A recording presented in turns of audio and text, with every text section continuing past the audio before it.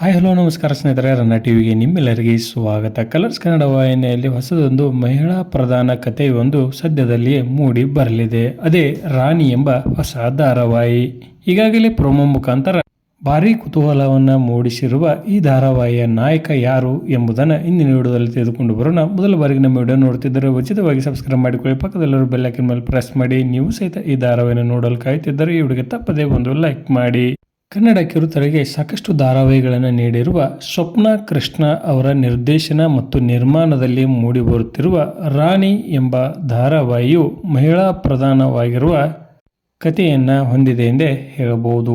ಈ ಧಾರಾವಾಹಿಯಲ್ಲಿ ನಾಯಕಿಯಾಗಿ ಐಶ್ವರ್ಯ ಅವರು ಕಾಣಿಸಿಕೊಳ್ಳಲಿದ್ದಾರೆ. ಇವರು ಈ ಹಿಂದೆ ಕೃಷ್ಣ ಸುಂದರಿ, ಮುದ್ದು ಮನಿಗಳು ಧಾರಾವಾಹಿಯಲ್ಲಿ ನಟನೆಯನ್ನು ಮಾಡಿದ್ದರು. ಅದೇ ರೀತಿಯಾಗಿ ಈ ಧಾರಾವಾಹಿಯ ನಾಯಕರಾಗಿ ಆರವ್ ಸೂರ್ಯ ಅವರು ಕಾಣಿಸಿಕೊಳ್ಳಲಿದ್ದಾರೆ. ಇವರು ಸಹಿತ ಈ ಹಿಂದೆ ಯಾರಿವಳು ಮತ್ತು ಜೇನುಗೂಡು ಎಂಬ ಧಾರಾವಾಹಿಯಲ್ಲಿ ನಾಯಕರಾಗಿ ಕಾಣಿಸಿಕೊಂಡಿದ್ದರು. ಐಶ್ವರ್ಯ ಮತ್ತು ಆರವ್ ಸೂರ್ಯ ಅವರು ಉದಯವಾಹಿನಿಯಲ್ಲಿ ಪ್ರಸಾರವಾಗುತ್ತಿದ್ದ ಯಾರಿವಳು ಧಾರಾವಾಹಿಯಲ್ಲಿ ನಾಯಕ ಮತ್ತು ನಾಯಕಿಯಾಗಿ ಕಾಣಿಸಿಕೊಂಡಿದ್ದರು. ನಿಮ್ಮ ಪ್ರಕಾರ ರಾಣಿ ಧಾರಾವಾಹಿಯು ಯಾವಾಗ ಪ್ರಸಾರವಾಗಬೇಕು ಎಂಬುದನ್ನು ಕಮೆಂಟ್ ಬಾಕ್ಸಲ್ಲಿ ತಿಳಿಸಿ. ಧನ್ಯವಾದಗಳು, ನಮಸ್ಕಾರ.